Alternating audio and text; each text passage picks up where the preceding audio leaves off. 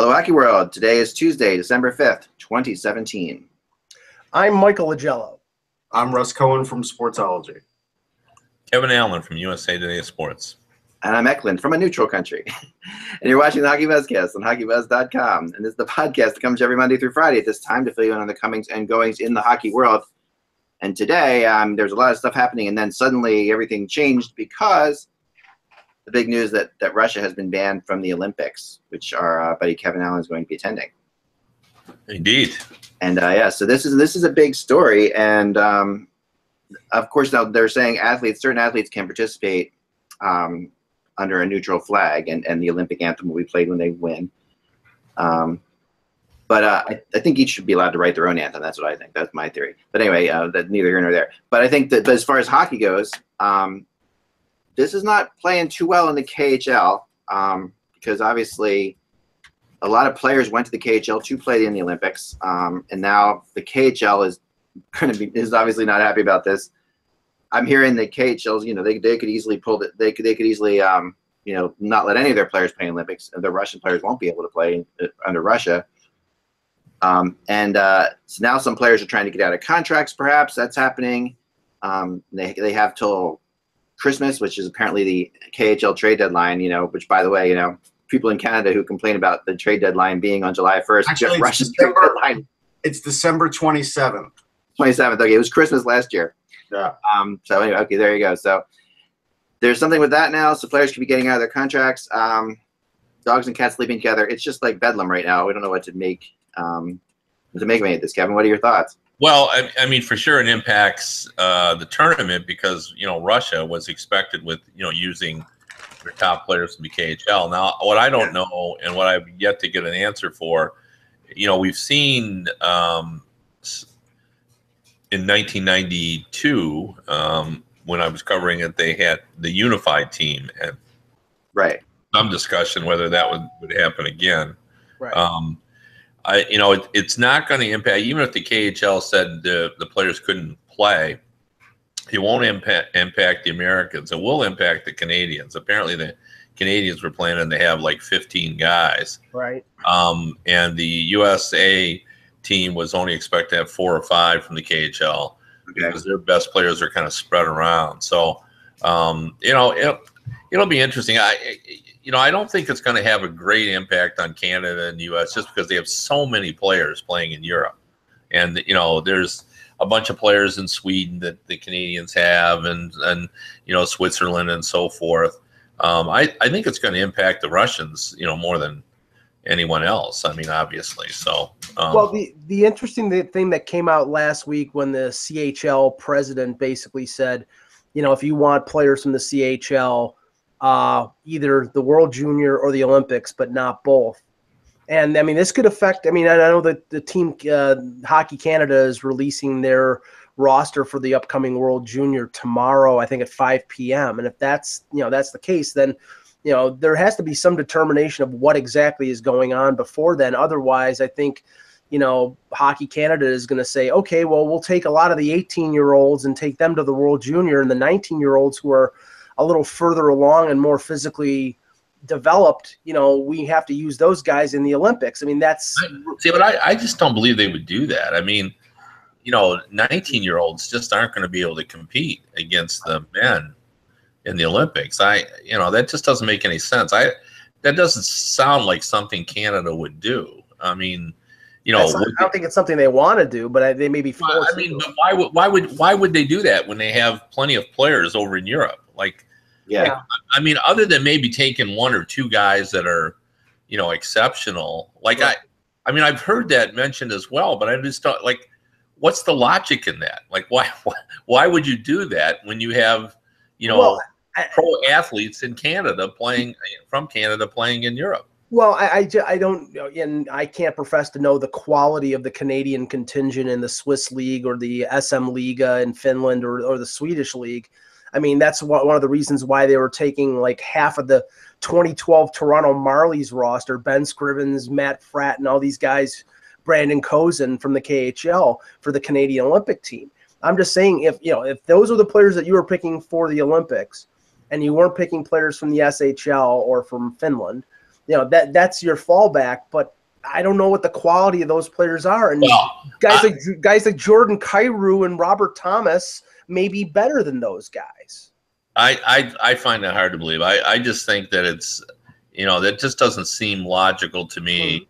When you're playing in, basically adult hockey, and these guys are all very skilled junior age players, and some of them certainly could play, but it's just a different game. True. And there's so many Canadian players that are in Europe that I just don't know, why they wouldn't just take the guys who are pros over there who are playing, because the competition are the guys they're playing against. If they're in the Swiss league, the Switzerland will have a team, and most of the players will come from that Swiss league, or they're going to come from Sweden or from, because all the other leagues will have the same sort of situation. Like, I don't know why this is coming up. I mean, it certainly, wasn't like the USA isn't saying, oh my gosh, we better take a bunch of our, junior players. Like, that's not even a consideration. So why would I'll tell you one thing. I know in a couple of weeks, Team Canada is supposed to play a Euro Challenge tournament in Russia. So if they do, we'll see who they bring with that team. That's going to be a pretty good guesstimate of who might play in the Olympics. And I saw the NHL Network had the Greenest game on, and Drew Miller's there. So I guess you'll get like those kinds of Americans playing for the U.S. team, perhaps. And Russ, the thing I think I saw after all this announcement came out for that challenge, that the Russian team is going to be made up of everybody from SKA St. Petersburg and CSKA Moscow. Yeah, because they want to win. Right. Well, the other thing is, why wouldn't Canada just take some of these older college players from the U.S. teams? That's possible too. Yeah, right. I mean, that would make sense as well. I do agree. I mean, the longer term implications I think are interesting. I mean, beyond the fact that I think we all agree that just on the grand scheme of things, the IOC had to do this, right? Like, this is something. Yeah, they didn't have any choice. I mean. Yeah, no, I mean, there's no. I mean, if you don't draw a line in the sand somewhere, right. And the other thing is will that KHL really be able to not send players from the other countries? I mean, like the IHF wants as much talent as possible there, and the Russian players and the Russian Hockey Federation wants to compete every year. The World Championships are very important to the Russians. My dog agrees with that. So,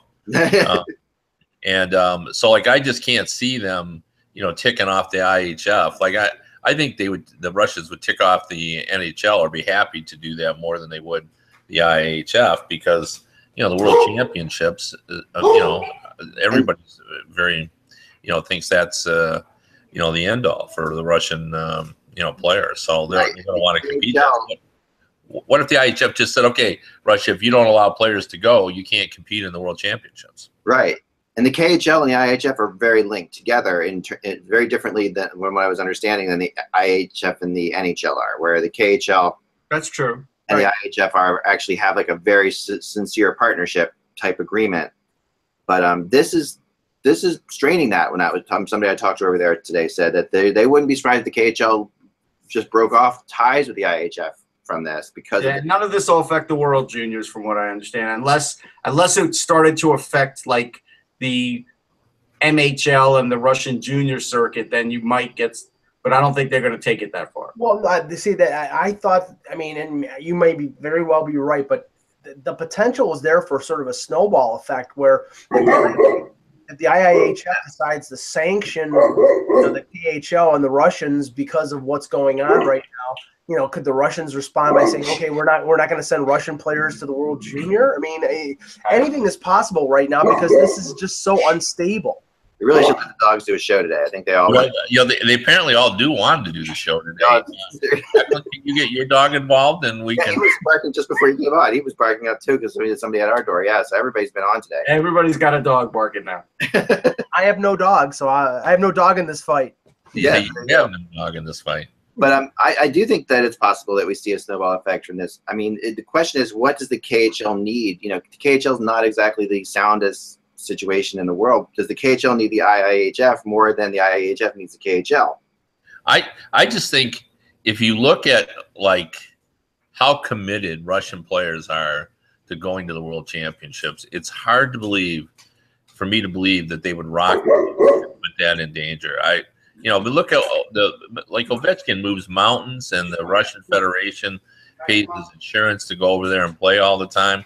Like, I just don't think they would risk that.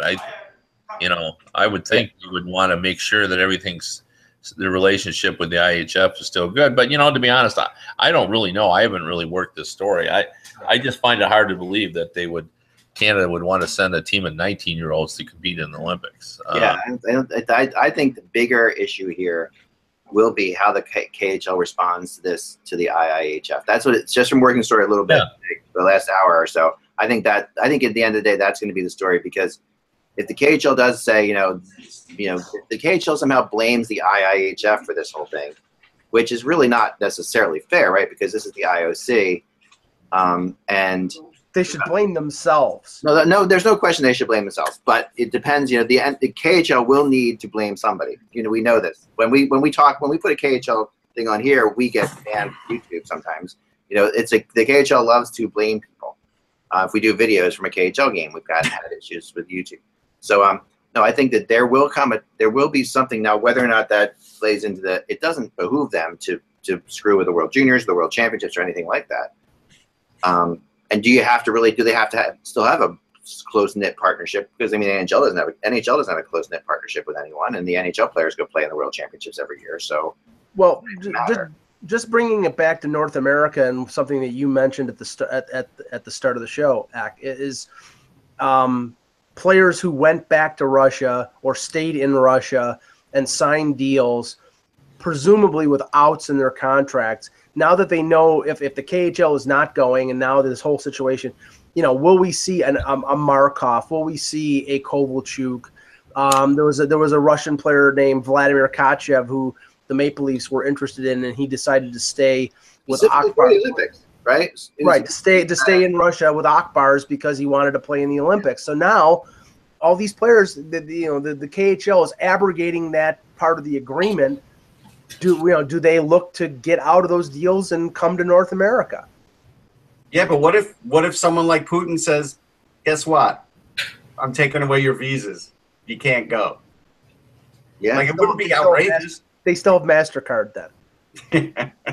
No, that's not outrageous either. I think that's a legitimate, issue. What does happen to all those players, and not all of them, but Markov certainly could play in the NHL and find a home.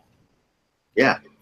So that's going to be something to watch. I think we will.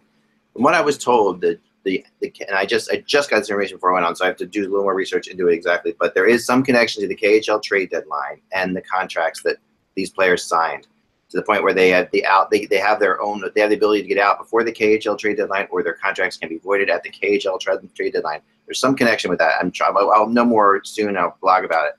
But that's the one thing I want, and that would put them out in December, at the end of December, which gives them time to actually go and play in the Olympics if they wanted to. This will be applying to the Canadian and American players that we're talking about, not the Russian players necessarily, because the Russian players won't have anywhere to go and play with. Because I don't think we're not going to see a Russian team. We're not going to see these Russian players play for Team United. Do you think so, Kevin? I don't think that's going to happen, right? Well, I don't know the answer to that. This morning when I was talking to someone about it, he thought that was a possibility, because there was a unified team in 1992 and they won the tournament. Yeah, so, right. It's too. Would they use the same uniforms? Yeah, I have no idea. I don't know whether it's all been worked out yet. But What was the logo? Can you pull up the logo from Team United? I don't remember. It was unified, hands together. They were united. It was not Team United. It was the unified team. Oh, the unified team. Kasparaitis was the big player on that team. So 1992, is it? Yeah. In Albertville, right? Yeah. Well, it was actually the hockey was actually played in Maribel. Okay. But it was the Albertville Olympics. But that was the weird one, because it was the unified team for the Russians, and that was when Lindros played. Yes. and like Dave Hannon, and you know, Oh, it yeah. was that collection. I think Tippett was on that team too. Dave Tippett. Yes, I recall. Yeah. I think Corey Hirsch was the goaltender. Yeah, or was that 94? I think that was 94. I have something from it here. Ready for this? Okay, here we go. Yeah, let's see it. This will be interesting to watch. So this is Tikhonov. Tikhonov was their coach. No. Oh, Victor Tikhonov. Huh? Yeah, so here we go. So this is the unified team. Yeah. Here. This is Albertville. Yeah. So they're like virtually the Russian jerseys, aren't they? So they're still red. Yeah, they look like actually like the Polish team had an Olympic hockey team that really because it's and I'm not saying that because the Russian. Yeah, no, it's completely no, and they just showed the coach. So yeah, I mean this is obviously these are the Russian players. Yeah. Well, I wonder. It'll be interesting. Is the dynamic different now? That's the question. Like, is the dynamic different now because this is before the KHL existed? Right. The KHL didn't exist then. Although there were some teams, right? There was probably like 6 or 8 teams that still played. Yeah, there were, but I think that the KHL has gone out of its way to become, this big entity. The Supreme Hockey League, as they call it, right? So I don't know. I think that the KHL itself will probably stop this unified thing from happening. That's my opinion. I don't know. I wouldn't even want to hazard a guess because just that would be my guess, I guess. Right. Yeah, it's just I think it's too fluid. They're still sorting it out. Yeah. And it's one of those things where we don't have to guess because sooner or later we'll know. We'll know soon enough. Yeah. I don't know. I mean, these Olympics are just around the corner. We still have no idea what the hell is going on. It's crazy. That 92 Olympic team was Sean Burke in goal. Yeah, because I thought Hirsch was 94. So yeah, Lindros, Joey Juneau.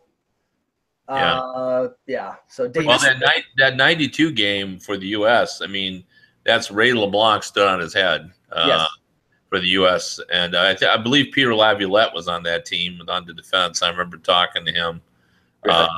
And Jimmy Johansson was on that team as well.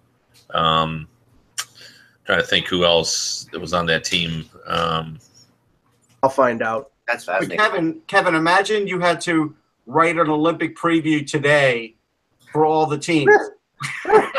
Yeah. Well, I'm sure I could figure it out like anything else. It's you deal with whatever. Well, if you don't have a unified team, do you let do you let Austria or Slovenia in or somebody? Do you give them this morning, what I was told was from somebody that sort of knew what was going on or thought he knew what was going on, but he said, look, I can't be sure this is going to happen, that there had already been discussion about they were going to promote the next team up into the pool. Right. Good. Yeah. So, that's we always look at it from the talent perspective, but that's not how the IOC, looks at it. Like to them, it doesn't really matter, and everybody, it's not about ticket sales there. I mean, everybody who's been to them knows, you go to a game and there's always a bunch of empty seats in the middle of the arena because, they're reserved for people. The money of the Olympics comes from the television rights, which, that money is already well established. So I'm trying to remember who wanted to get in. They had the tournament to get in, right? And so I forget who's the team that's in now, and then who they beat in the final. That I guess would be the next team they would elevate because that's if perhaps I don't know. I don't know why my camera just disappeared. Sorry. Yeah, Ray LeBlanc, Scott Gordon, Brett Hedekin, Ted Donato, Sean McEachern. Yeah.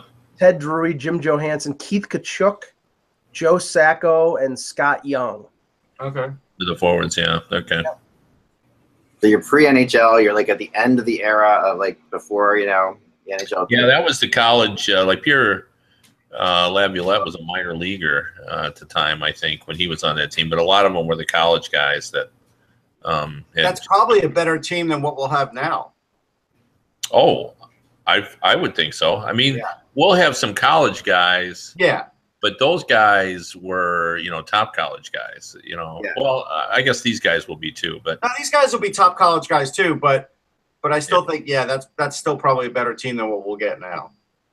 You're talking to the U.S. people. Kevin, what are they? How's the attitude like of the U.S. team? Like, the general, like how's it going? Well, I mean, I don't think they were pleased by what happened at the Deutschland Cup. I mean, I think they really liked this team because the way they viewed it was their players that were over in Europe were at the top of those leagues. Right. Gilroy was a dominant player in the KHL, and Arcabello was the leading scorer in the Swiss league and so forth. But the team didn't play at a very high level at the Deutschland Cup. So did they not perform because they're not really as good as we think they are, or was it the fact that they wanted to give everyone playing time, so they didn't shorten their bench, and the other teams were doing that? So it was kind of hard to kind of sort out what they saw. But I know this American team is smaller, which I think is concerning, and I think they're a little unsure of what they have in goal.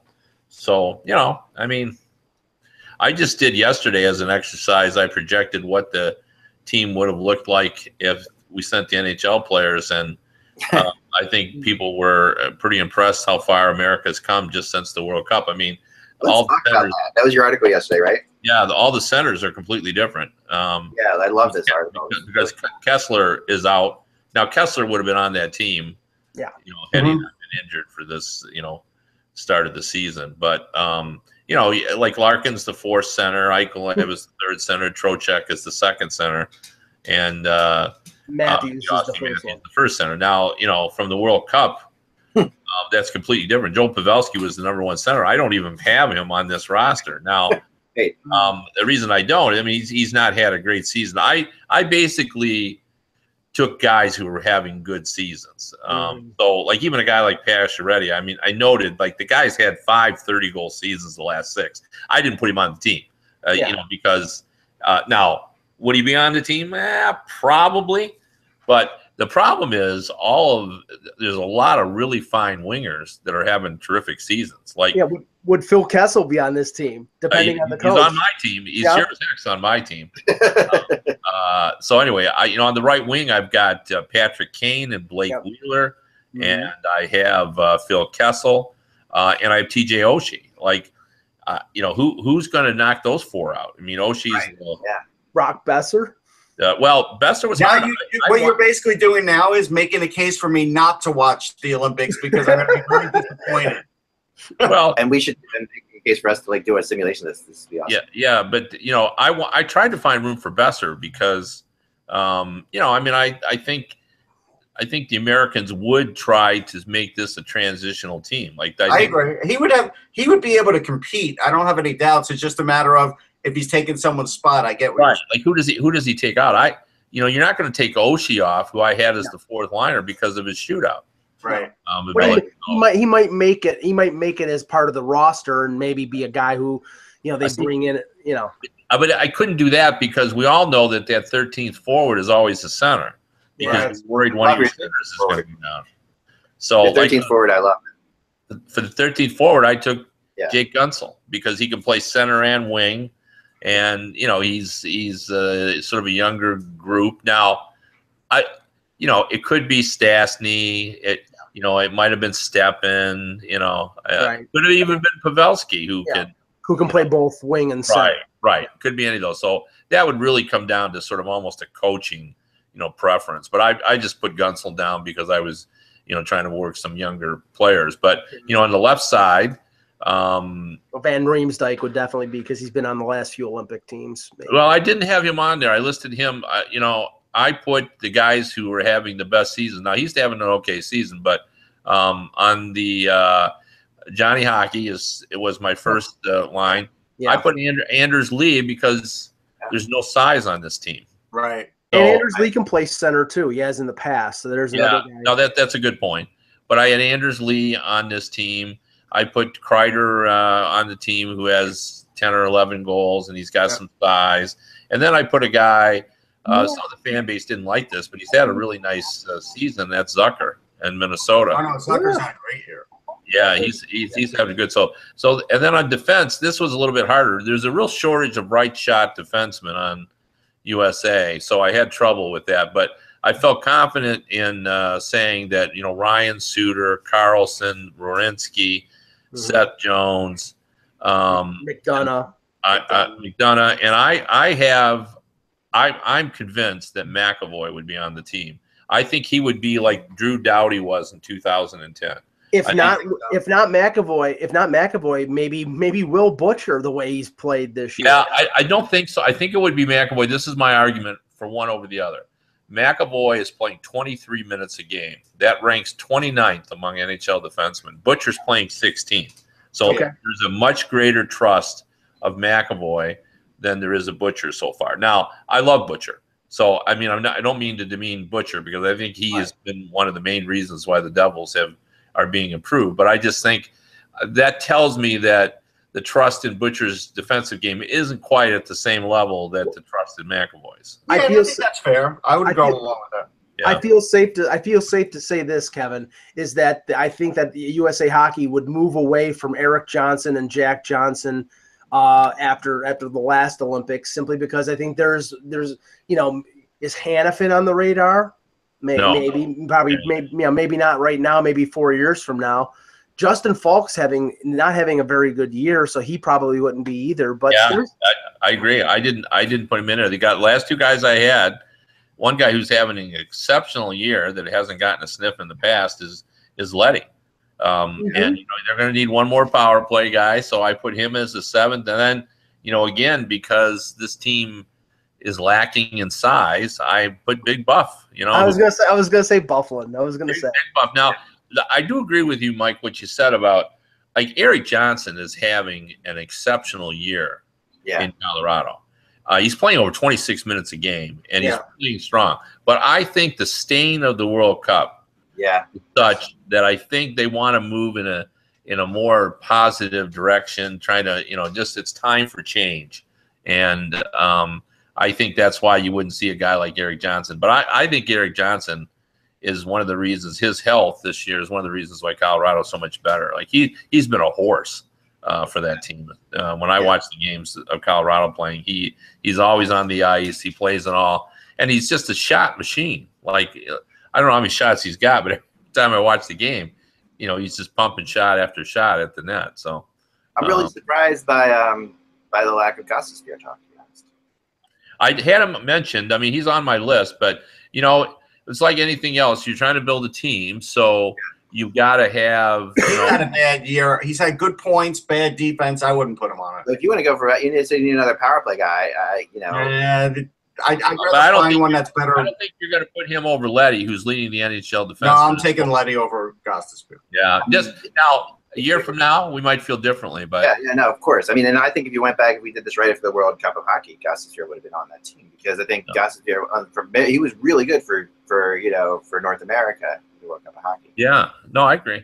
He was, but that was last year. This year, he's a different player so far. Yeah, and plus, the Flyers have not played well, and the Islanders. I'm actually writing a story tomorrow on Leddy about with the Islanders, including Doug Weight, talking about how important Leddy has been. Well, he's been. I've been telling people I think he's crossed over into the elite defenseman category. I do because they don't have. If you start looking at their defense, they give up a lot of leads. But Leddy's been great. He's been really great. Eric Johnson's 12th in the NHL with 76 shots. The leader is Brent Burns with 100, and he's only got one goal. So his shooting percentage is 1%. And but Johnson, I just don't think he's getting enough credit. I didn't put him on this Olympic team, and I completely agree with what was said here about it was time to move on from that World Cup team. But I think Johnson has had a terrific season for Colorado. And Seth Jones might get in there as a possible. Might have gotten in there as a possible. Maybe.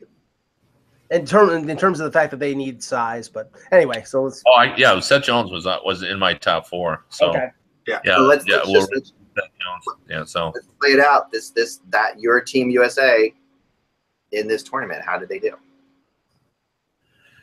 Well, I didn't size up Canada, but Canada's team is gonna, it's gonna be unbelievable. So the funny thing is Canada has a more difficult problem with left shot defensemen than they do right. They have too many right-handed defensemen, and there was talk that if they did choose a team Canada that like Morgan Riley would make Team Canada because they don't have a lot of left shot defensemen. You know, a subject for you guys to talk about, I don't know if it's today, but it's worth is that, you know, there's already a drumbeat about 2019 free agent class of defensemen. Yeah. And it's very important in the city I live because the Red Wings want to get a defenseman, and they're hoping there'll be one available, and they'll actually have money available. And I know, you know, Eck is a believer that you can always find ways to get, you know, guys, but they don't really think they'll be able to do anything until 2019 when they. You know what's funny about that, Kev? A couple of years ago, we thought there'd be a lot of defensemen available, and they all got. Well, that's why I'm bringing it up, because my question to everybody is, when you look at that group and there's 7 or 8 of them, like what percentage of those guys will be available? Right. And everybody always says Carlson will be available, but you know, how certain are we of that? And would he be the only one? I mean, you know, are we sure Doughty's going back? Well, the comments that he made to Craig Custance in The Athletic last week, Kev.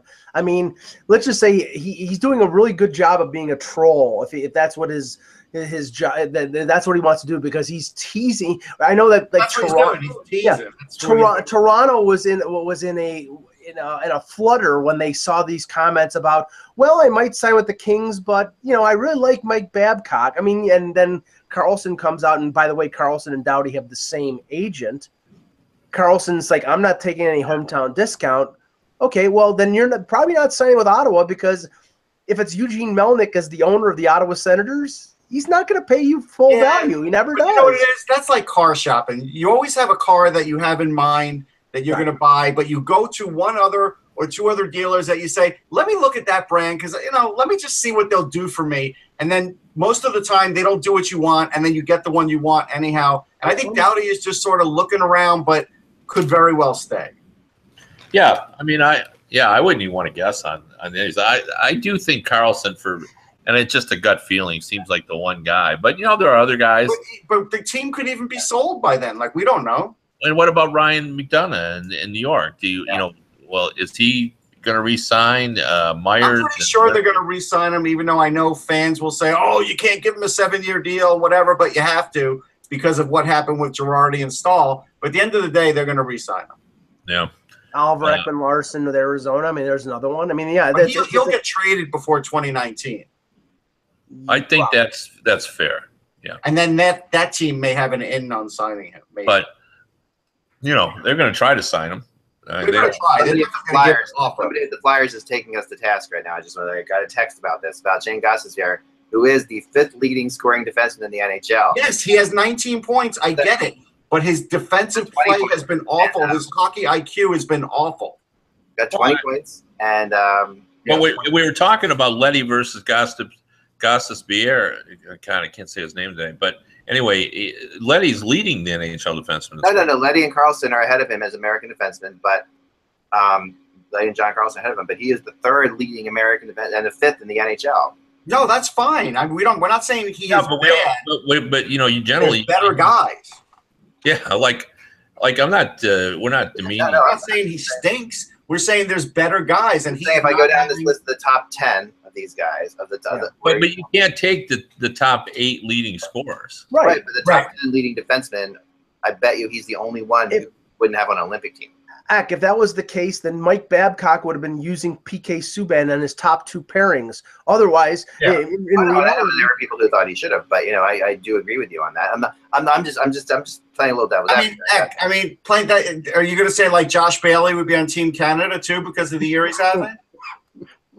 No, but Gostisbehere was the guy that I think the reason I'm bringing this up, you know, and they said the same thing is that, you know, the fact that his stock, like, you know, they feel like he proved at the World Cup of Hockey that he was really but you know, you got to play both ways, and also World Juniors for Team USA. You have to play both ways. Like, and that's Nick Leddy. Let's put it in terms that sort of bring it home.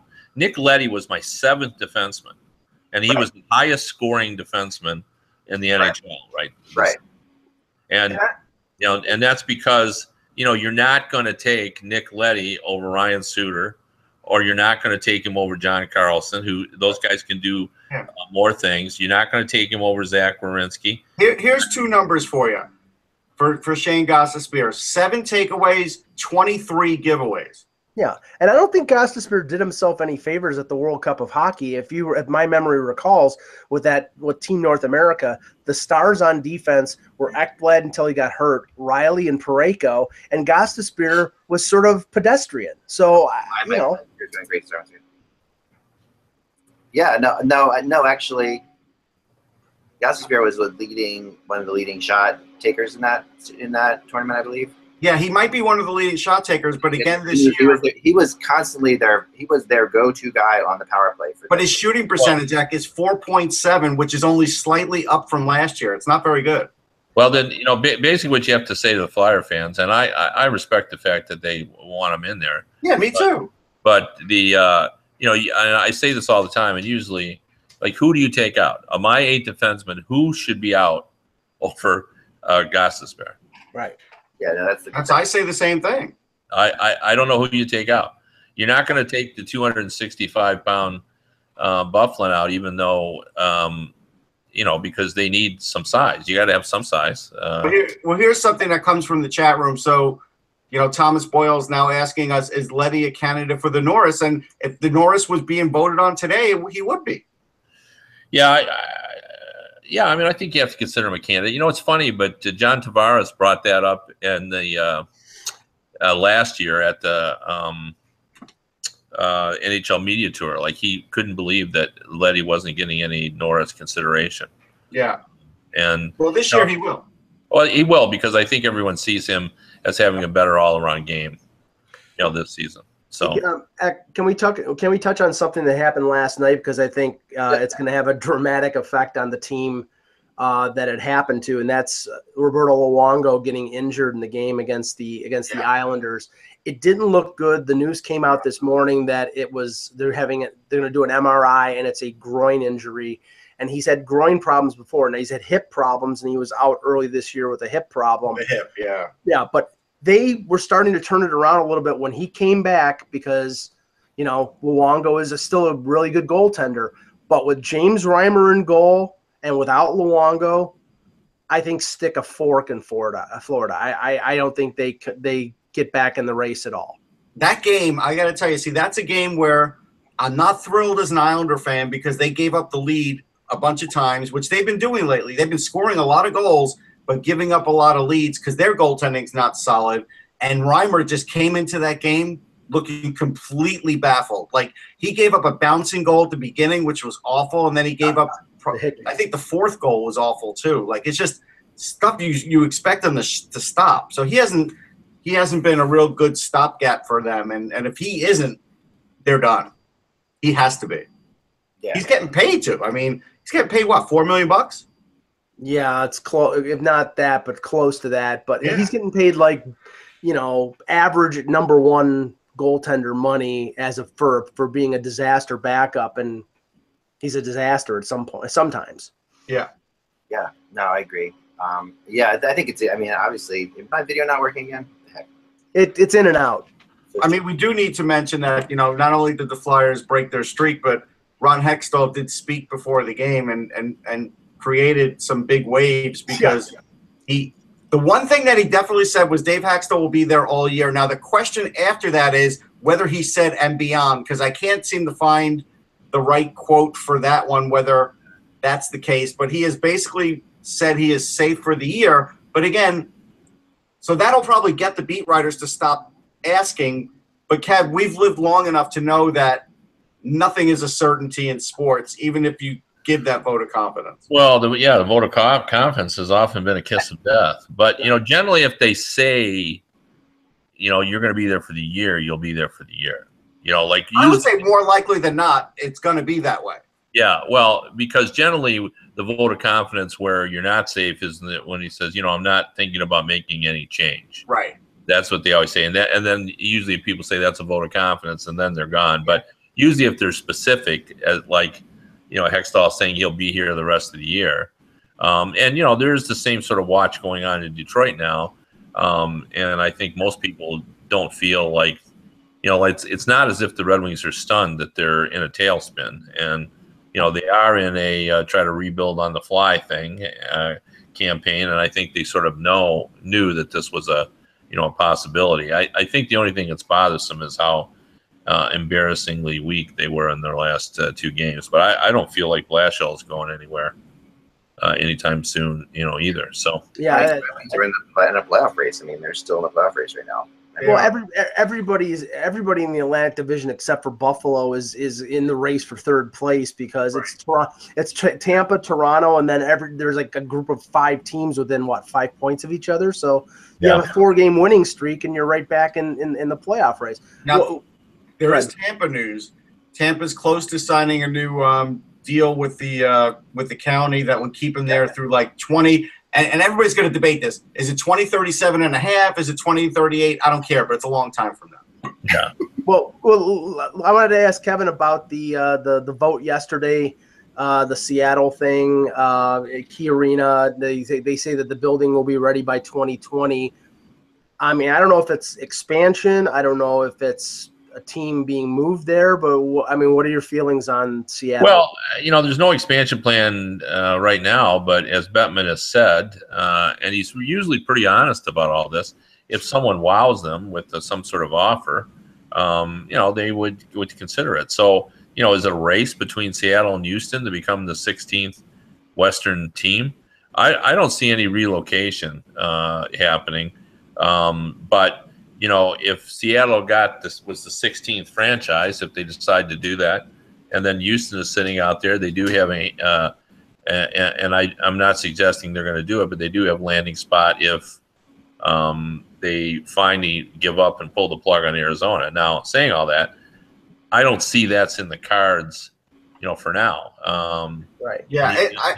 They're not anywhere even close to that. I just can't believe the NHL would let that, fight, and then just give up on Arizona. It just doesn't make any sense. So. I could tell you I did a lot of digging with this Seattle deal, and it's going to take a while because there was a lot of fighting going on in their local government, and this, had been going on for a long time. They had another deal for a brand new arena that literally the press conference got canceled at the last minute, and the mayor resigned, and so they finally passed this one. But like the councilwoman who I guess is speaking about it, and I guess other people are basically saying they're not guaranteeing an NHL or an NBA team or even coming there. They're willing to talk about it, but they are not like promising their constituency anything like that. So it's going to be a while. Yeah, no, it's going to be a while. Bob McKenzie says the IHF intends to force the KHL to release non-Russian players for the Olympics. So, well, that makes sense just for the reasons I said that.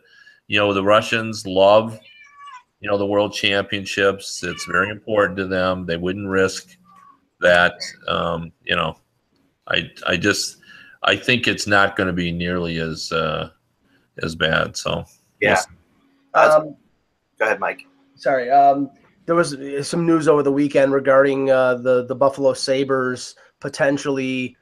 They're basically saying anybody other than Jack Eichel will listen to trade offers. They waived Matt Molson yesterday. He cleared waivers today, and they didn't assign him to Rochester. They assigned him to the Ontario Reign.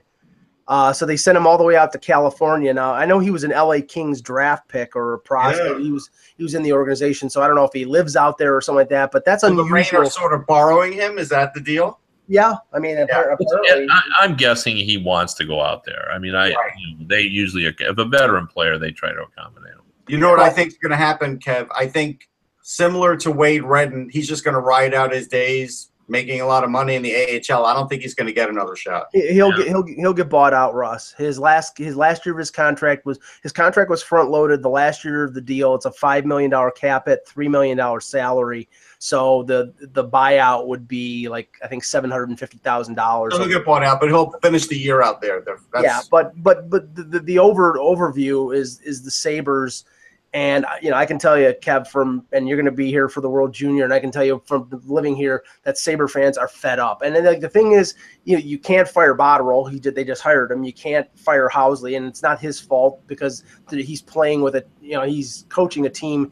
Most of the components were put together by a GM and a coach that aren't here anymore. But there is a level of frustration. I think the ownership feels that, and I think they're under pressure to make some moves and try to do something, because right now this is a tire fire. Yeah, no, and Botterill did try to stop the wildfire from spreading by, he changed a lot of personnel. Isn't it like 7 or 8 guys are his guys he brought in? But the problem is the one mistake that I think was the most injurious to the franchise that Murray made was, I thought he robbed the team of its depth. He traded away a lot of their prospects, particularly in that Winnipeg where those guys would be playing. And this team would look a lot better, at least more competitive than they are now. And I also think that they need, when you look at the impact that the 3 rookies are having on the New Jersey Devils, and the impact that Besser is having in Vancouver, along with Bo Horvat and some of the other a couple other younger players are having on there, they've really re-energized those franchise. Right. And they're not getting that same thing from Jack Eichel, who is, very, very talented. And I think he is already frustrated and discouraged. And I think he needs to sort of, find his piece and just sort of realize that, this isn't going to be forever, and that, they'll be looking for him to help change it. And he just can't be discouraged by all this. And I know he is. I mean, I think he thought he was going to come in and be part of a team on the rise, much like Austin Matthews' situation, and it hasn't been like that. But he hasn't had the line mates, Kev. Like, he doesn't have. I agree. But I'm just saying, you can't. I just don't think he's. He needs to feel better about his situation than I think he does. So I think what Botterill's trying to do, he brought in Wilson. I think he's by moving out Molson and probably move out a couple others, is trying to get rid of that culture of losing. Like right now, that's a culture of losing that is hard to break at this point. Even with Evander Kane having a great year, he's been a part of that too. Yeah, they got to get a lot out of Kane too. He has value out there. I mean, I've talked to a number of general managers that say, that Kane, despite his issues, I think they feel like he'll fetch a good price on the marketplace. He should get that normal package, which is an NHL player, a top prospect, and a first-round pick. I mean, with the goals he's scoring and goal scoring being a premium in the league right now, that's the price that Botterill's got to ask for. 26 years old, so yeah. No, and he looks good when you watch him. Like when you scout him, scouts always say they always think Evander Kane looks good. Like he scouts. I mean, this is his best year in a long time. He's got 24 points in 27 games. But you got to get going, guys. Okay. But I appreciate everybody hanging in. You can remember to follow Kevin @ByKevinAllen on Twitter, and make sure you go read his articles. Especially, I mean, this what could have been Team USA's potential roster if NHL players participating. Is really fun one from yesterday. So remember that the buzz is just hockey. We will talk to you tomorrow.